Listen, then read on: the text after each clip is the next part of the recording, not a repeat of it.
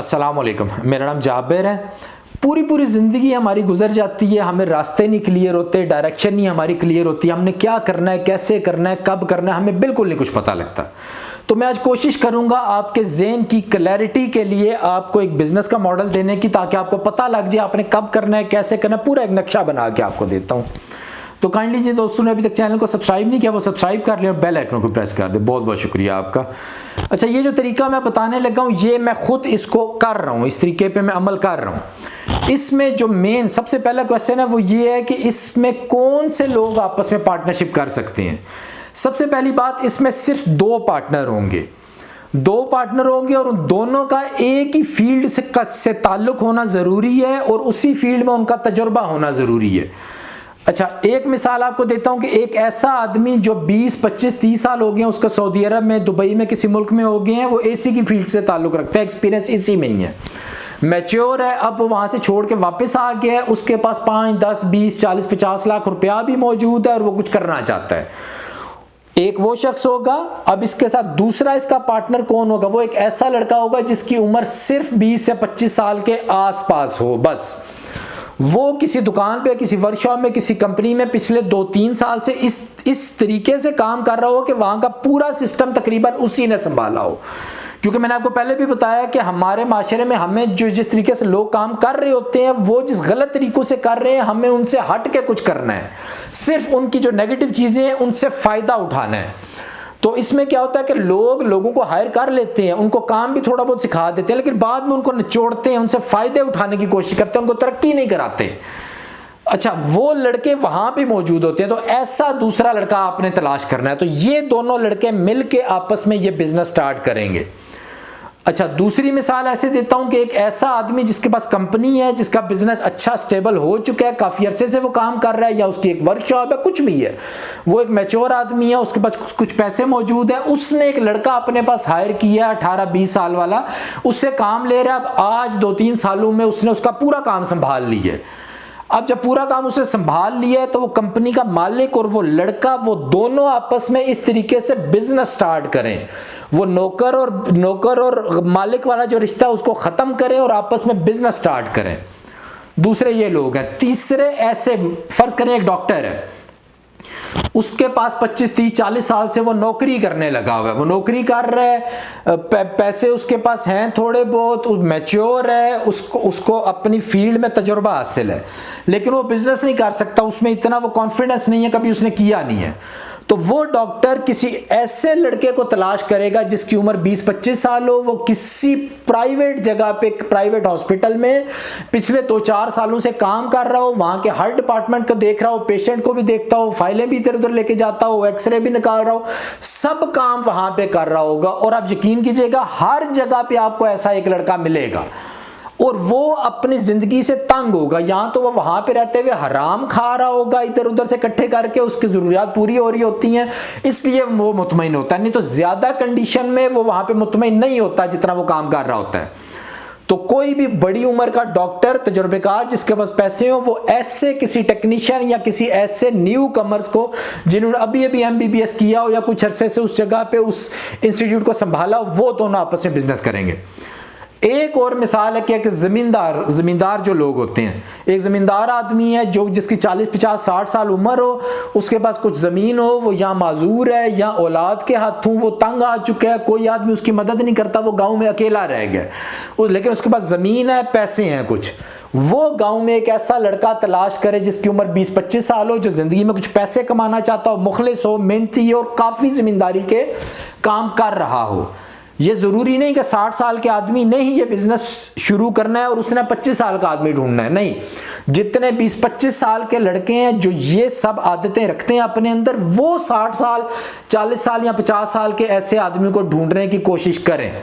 तो ये main structure है इस बिजनेस का। इसमें सिर्फ दोनों का एक ही फील्ड से होना लाजमी है, एक ही फील्ड में तजुर्बा होना लाजमी है। अच्छा, दूसरा क्वेश्चन ये है कि आपके बिजनेस की जो मेन शक्ल या मेन सोच होगी वो क्या होगी। एक बात तो क्लियर है कि आप लोगों ने सिर्फ वही बिजनेस करना है जिसमें आपका एक्सपीरियंस मौजूद है। इसके बाद एक और मिसाल आपको देता हूं, हर आदमी अपने अपने हिसाब से उसको इंप्लीमेंट कर ले। आपने फर्ज कर ले सिर्फ एक टमाटर चूज करना है कि हमने टमाटर पे बिजनेस करना है। अब टमाटर को उगाना कैसे है वो आपको आएगा जब आप टमाटर को उगाना शुरू कर देंगे, ये एक बिजनेस है। इसके बाद इस टमाटर से आपने इसके बीज किस तरह से बनाने हैं, ये दूसरा बिजनेस है। अच्छा, इन टमाटरों को आपने मंडी तक किस तरह पहुंचाना है, ये तीसरा बिजनेस है। इन टमाटरों को मंडी में जाके होलसेल में या दूसरे तरीकों से किस तरीके से बेचना है, या आपने 8, 10, 15 रेड़ियां ले ली हैं, टमाटर लोग इकट्ठे कर लिए, उनको टमाटर सप्लाई कर रहे हैं, या आपको अगर जब सस्ते हो गए उस टाइम पे आपको उनकी केचप किस तरह आपने घर के अंदर बनानी है, उसकी या फैक्ट्री किस तरह बनानी है, या उसकी पेस्ट किस तरह बतानी है, या फिर आगे जाके आपने सोचना है कि इनको एक्सपोर्ट किस तरह किया जाता है, उनको साफ किस तरह किया जाता है, पैकिंग किस तरह की जाती है, एक्सपोर्ट किस तरह किया जाता है। तो कोई भी जिंदगी में दुनिया में चीज होती है, उस हर एक चीज की हजारों शाखें होती हैं। ये जरूरी नहीं होता कि आपने एक बिजनेस शुरू कर दिया, आपने एसी का बिजनेस शुरू कर दिया तो अब थोड़ा सा आपका बिजनेस बेहतर हुआ है, ज्यादा हुआ है, तो आप उसको छोड़ के आपको फार्मिंग शुरू कर दें, आप कोई और बिजनेस शुरू कर दें। नहीं, उसी एक बिजनेस से रिलेटेड जितनी भी शाखें होती हैं उनको ढूंढें और उन्हीं पे ही काम किया करें पूरी जिंदगी। और आप 1 से 2 या 2 से 3, 4 शाखों से ज्यादा आप पूरा नहीं कर सकते। तो मेन जो कॉन्सेप्ट है इसमें वो ये आपके ज़हन में रखना है आपने। अच्छा, आगे तीसरा क्वेश्चन ये है कि आपने ये बिजनेस प्रैक्टिकली शुरू कब करना है। तो इसका जवाब यह है कि आपने सबसे पहले तो ये एक लड़का या उस लड़के ने ये बड़ा आदमी दोनों ढूंढ लिया, मिल गए, अब आप दोनों ने आपस में मीटिंग्स करनी है। आपने कम से कम, बहुत भी कम है तो कम से कम आपने 10 से 20 मीटिंग करनी है, और इन मीटिंग्स में और तय करने में चीज़ों में जितना भी टाइम लग जाए लगाना है। बाद में मुश्किल नहीं, बाद में अपनी स्पीड तेज कर रही है, लेकिन ये पॉइंट ऐसा है जिसमें आपने बहुत ज़्यादा टाइम देना है। आपने मीटिंग्स करनी है, एक दफ़ा आपने आपस में मिलना है कि हमने मिलके ये तय करना है हम किस तरह काम शुरू करेंगे, क्या क्या करेंगे, कौन पैसे लगाएगा, कितने पैसे लगाएगा, कहाँ से क्या किया। जब पूरा एक नक्शा आपने पेपर पे बिल्कुल क्लियर वाज़े करना है, किसकी क्या ड्यूटी होगी, कल को हमारी लड़ाई हो जाएगी, क्या मसला होगा, हम किस तरह फ़ायदा उठाएंगे, हम उसको बेचेंगे कैसे, कहाँ पे बेचेंगे, नुकसान होगा क्या करेंगे, एक आदमी फ्रॉड कर जाएगा क्या होगा, लड़ाई कर, सबके सवाल आपने ढूंढने। और इसका बेहतर तरीका ये होता है कि आप एक दिन, जब आपको आदमी मिल गया, उससे मिले, बात तय करें, उसके बाद 1 दिन का वक्फा दें।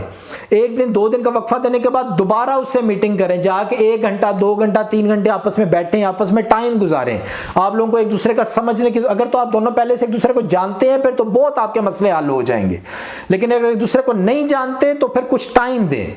1 दिन मीटिंग करें, 1-2 दिन बीच में गैप रखें। उन 1-2 दिनों में जो जो क्वेश्चन आपके ज़हन में आए, कमरे में बैठे हुए, सोते हुए, जागते हुए, जैसे कोई क्वेश्चन आए उनको लिखते रहें साथ साथ। और 2 दिन के बाद जब मीटिंग करें दोबारा वो क्वेश्चन एक दूसरे के सामने रखें, और रखने के बाद उनका सवाल जवाब, हर चीज को ज़हन में क्लैरिटी लेके आए।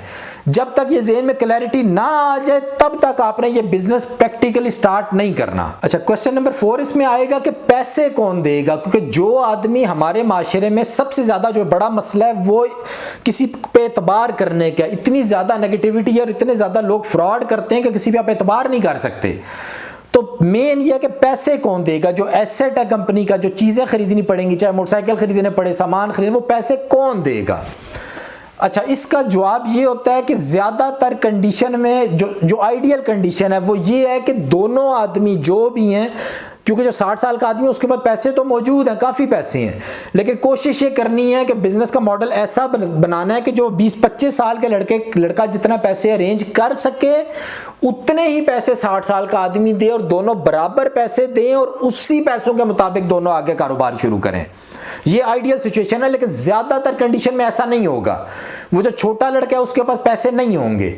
अब इस कंडीशन में आपने ये तय करना है कि हम पहले कितना पैसा टोटल लगाएंगे, यानी इतना पैसा हम लगाएंगे, इससे ऊपर हमने नहीं जाना, बस इतना लगाना है। उसमें ये होगा कि जो आदमी पैसे लगाने वाला है, जितने भी कंपनी के एसेट हैं या कंपनी की चीजें हैं, मालियत है, वो सब की सब पैसा लगाने वाले ने अपने कंट्रोल में रखनी है, वो उसके नाम पे होनी चाहिए, उसके पास होनी चाहिए।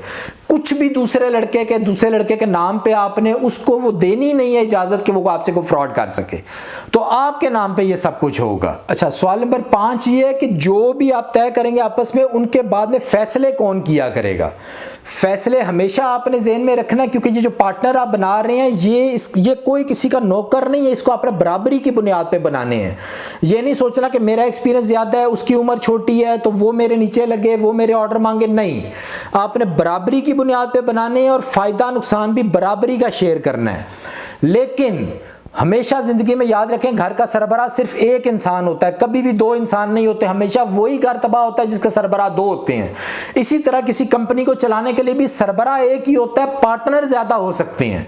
अब जब एक आदमी 60 साल का है, एक 20-25 साल का है, तो जाहिरी तौर पर यही नजर आ रहा है कि दोनों को मिलकर एक दूसरे के साथ मशवरा करके हर काम करना होगा। लेकिन अगर कभी कभी कहीं पर मसला फंस जाता है, छोटी मोटी बातों पर, बड़ी बातों पर नहीं, बड़ों पर तो दोनों का उनका एग्री होना जरूरी है, बराबर का फैसला होना। लेकिन छोटी छोटी बातों पे कभी मसला बन जाए तो हमेशा जो बड़ा आदमी है 60 साल वाला, उसको आप घर का सरबराह दिल के अंदर मुकर्रर रखें, उसको ये इज्जत दें। उसका तजुर्बा क्योंकि ज्यादा है, उसको अगर कभी ऐसा फैसला करना पड़े और घर का एक सरबराह किसी मसले में चूज करना पड़ जाए, तो उस बिजनेस का सरबराह जो है वो आप कोशिश करें कि उस 60 जो बड़ा आदमी है उसको कंसीडर करें, यानी उसको इज्जत दें। लेकिन प्रैक्टिकली जो है वो आप दोनों का बराबर होना, एक दूसरे को पता होना कि हम दोनों बराबर हैं, ये जरूरी है। अच्छा, पॉइंट नंबर 6 ये है कि आपने कौन कौन सी बहुत खास चीजें हैं इस सारे काम को करने में। एक बात आपने ज़हन में रखनी है कि इसमें आपने किसी रिश्तेदार, किसी बहन भाई को इसमें शामिल नहीं करना, सिर्फ आप दोनों ने आपस में ये कारोबार करना है। और ये आपने कॉन्ट्रैक्ट में भी आगे मेंशन करनी है, मैं आपको कॉन्ट्रैक्ट भी बताता हूँ आपने किस तरह करना है। उसके बाद दूसरी जो सबसे बड़ी चीज़ आपने ज़हन में रखनी है कि हमारे लोग जो है वो बहुत जल्दी थक जाते हैं या बहुत जल्दी ऐसे निकल आते हैं जिसकी हमें उम्मीद नहीं होती। उसका हल सिर्फ एक है कि आपने जितना भी काम करना है वो पहले दिन से आपने डॉक्यूमेंटेड करना है। उनकी फाइलें बनी हो, उनके पेपर बने हो, हर चीज़ का हिसाब किताब, आने जाने का, कस्टमर आए हैं उनकी डिटेल, जितनी भी चीज़ें हैं सब कुछ आपने डॉक्यूमेंटेड करनी है। और जो आदमी पैसे लगा रहा है, क्योंकि वो आदमी रिस्क की साइड पे है, तो उसने हर चीज़ अपने नाम पे करनी है। अगर कंपनी आपकी रिक्वायरमेंट है सोल प्रोप्राइटर की, आपने कंपनी खोलनी है, तो वो आपके नाम पे होनी चाहिए। सिम है, मोटरसाइकिल, जितनी भी चीजें हैं वो सब आपके नाम पे होनी चाहिए, जब तक आप दोनों मुश्तरका पार्टनर एक जगह पे नहीं आ जाते। लेकिन अगर दोनों ने बराबर के पैसे दिए हैं तो फिर दोनों के नाम पे कंपनी होगी, दोनों के नाम पे सब एसेट होंगे। तो अब हमारे लोग ज्यादा जल्दी थक जाते हैं। आपने ये ज़हन में रखना है कि हो सकता है ये आदमी महीने के बाद थक जाए, कोई भी एक पार्टनर। जब आपने हर चीज डॉक्यूमेंटेड की हुई है, तो आपने जब बिजनेस यहां से शुरू किया, दोनों ने जब बिजनेस स्टार्ट कर यहां से शुरू किया, 1 महीने के बाद डॉक्यूमेंटेशन की वजह से आपका बिजनेस यहां तक पहुंच चुका है, थोड़ा बहुत उसने ग्रो किया है। अब एक आदमी थक गया और आप दोनों का इख्तलाफ पैदा हो गया और एक आदमी छोड़ के चला जाता है, तो जैसे ही वो आदमी छोड़ के जाए तो दोबारा आपको अपना बिजनेस यहां से ना स्टार्ट करना पड़े, बल्कि वो यहां से स्टार्ट करना पड़े। और आपने परेशान बिल्कुल भी नहीं होना, क्योंकि आपकी फील्ड है, आपका एक्सपीरियंस है, आपने डॉक्यूमेंट सब कुछ क्लियर रखे हुए हैं।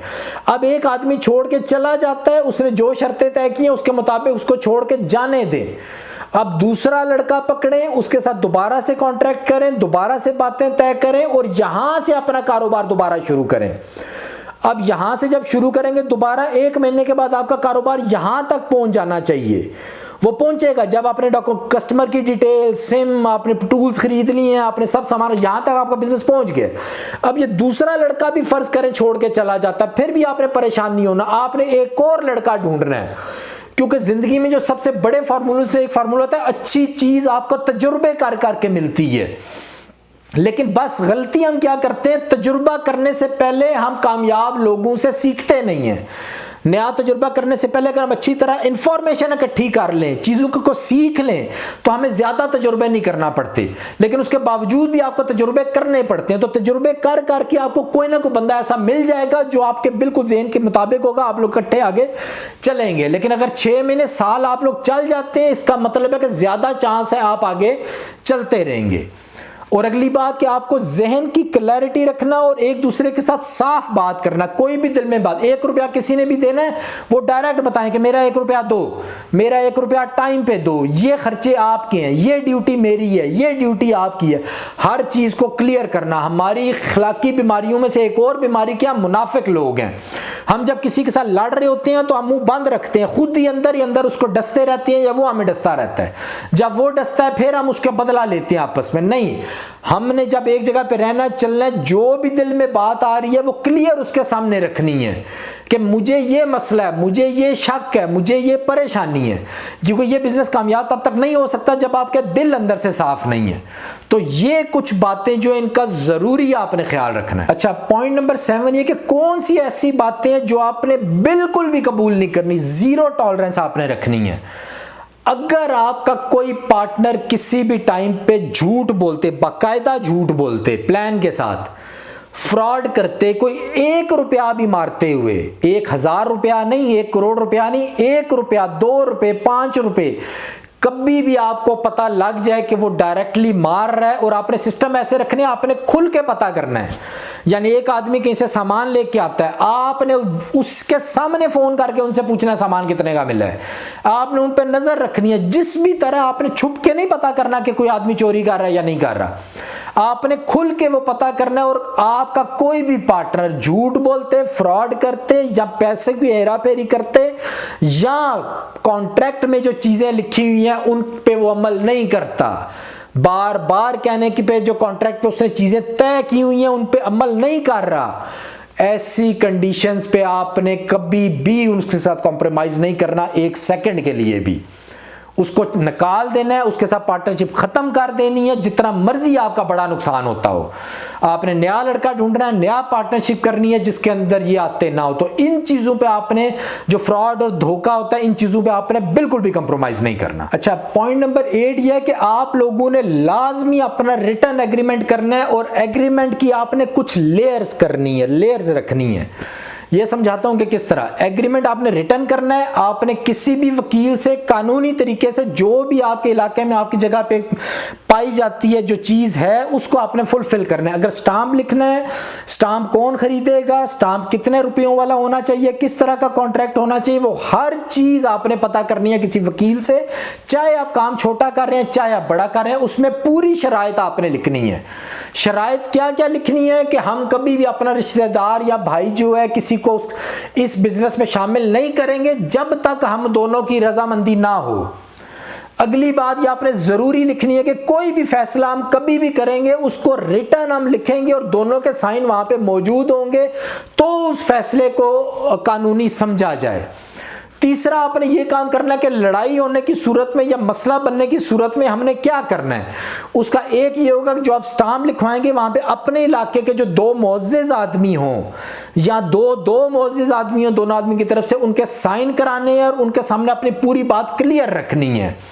उसके बावजूद भी जब आपका इख्तलाफ पैदा होगा आपने ये स्टाम्प पे लिखना है कि इख्तलाफ की सूरत में हम दोनों का उस जगह पे मौजूद होना जरूरी है, और वो जो स्टाम्प पे हमने आदमी लिखे हैं उनके पास सामने जाके हम अपना मसला रखेंगे, जो वो बात कहेंगे वो मानेंगे।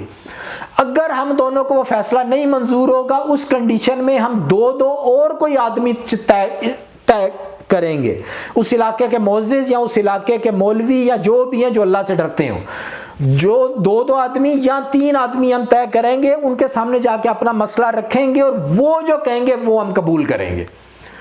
इस तरह आपने स्टाम्प भी लिखना है, जो स्टाम्प के ऊपर गवाह हैं उनको भी बीच में शामिल करना है, प्लस अगर उस सूरत में भी नहीं आपको मंजूर होता तो आपने एक और आदमी ढूंढनी है जिन पे आप दोनों मुत्तफिक हों और उसके फैसले को मानने, तो आखिर में आपने उनके फैसले को मानना है।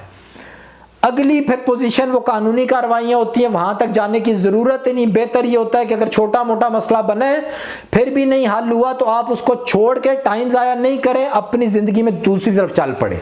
अगर आपका ज्यादा नुकसान नहीं हुआ या ज्यादा मसला नहीं किसी ने बनाया तो इन सब चीजों का ख्याल रखना जरूरी है। और उस स्टाम्प के ऊपर ये क्लियर लिखना कि किस आदमी की क्या ड्यूटी है।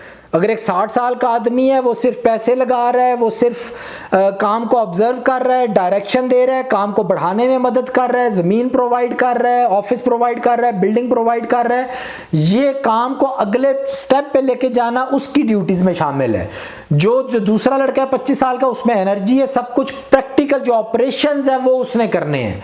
क्योंकि आगे जाके मसला क्या बनता है हमारी नेचर के हिसाब से, जो 25 साल वाला लड़का है वो ये सोच रहा होता है कि दिन रात काम तो मैं कर रहा हूं, ये दूसरा आदमी तो बैठा हुआ है। हालांकि उसको ये नहीं पता होता कि उस आदमी का एक मशवरा, एक सोच, एक डायरेक्शन जो है वो आपके कारोबार को कहीं से कहीं तक पहुंचा देती है। तो इस लड़ाई में पड़ने की बजाय कि कौन कितना ज्यादा काम कर रहा है, आपने पहले से अपनी अपनी ड्यूटीज जो हैं वो बिल्कुल स्टाम्प पे क्लियर रखनी है कि कौन क्या काम करेगा, और पैसे जो है वो किस लिमिट तक पैसे लगाने हैं। इतने पैसे लगाने हैं, ये नहीं कि आप लगाते जा रहे हैं, लगाते जा रहे हैं, लगाते जा रहे हैं। और इसमें एक और चीज का आपने बहुत ख्याल रखना है कि आपने एक दूसरे को उधार नहीं देना, बिल्कुल उधार नहीं देना। जो जिसके मसले मसाइल है वो अपने मसले मसाइल हल करे। ये नहीं कि काम भी साथ चल रहे हैं, एक आदमी दूसरे से उधार लेता जा रहा है, और कल को अगर आपका मसला बन जाता है तो वो उधार लेने वाला आदमी आपको बहुत आसानी से ब्लैकमेल कर सकता है। अगर वो छोड़ना भी चाहता है तो बहुत आसानी से वो आपको छोड़ सकता है। और डेली बेसिस पे आप लोगों ने अपना जो भी रिकॉर्ड है या जो भी बिजनेस जिस पे आप आए हैं उस चीज को देखना, उसके बारे में इंफॉर्मेशन लेना खुले दिल के साथ, और सामने आके, छुप के नहीं कि मैं पूछूंगा तो अगला क्या सोचेगा, नहीं, क्लियर रोज का रोज हिसाब करना, लिखना और देना, और हिसाब का क्लियर होना हर हाल में जरूरी है। और ये स्टाम्प पे आपने लिखना है कि हिसाब का क्लियर होना जरूरी है। और अगर एक और शर्त जो आपने लिखनी है कि कभी भी आपस में इख्तलाफ की सूरत में या किसी लड़ाई की सूरत में हम दोनों एक दूसरे से जो डिस्कशन है, ये जो अपने सवाल जवाब हैं वो लिख के एक दूसरे के साथ करने के पाबंद होंगे। यानी आपको कोई शिकायत है, आप उसको लिख के दोगे कि मुझे ये शिकायत है, और वो आगे से आपको उसके बदले में लिख के उसका आंसर करे। इस चीज के हम दोनों पाबंद होंगे, ये अपने स्टाम्प पे लिखना है।